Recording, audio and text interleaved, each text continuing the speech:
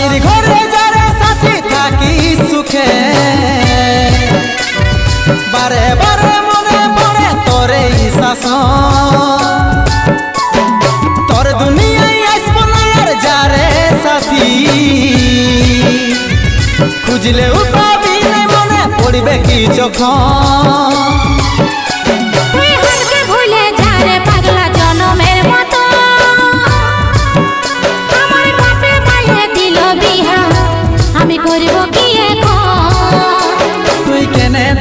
ছিলি রে পাগলি সুখেরই সপন আজ কি কারণে ভাঙলি এমন তোর কি ছিলি রে দুশ্মন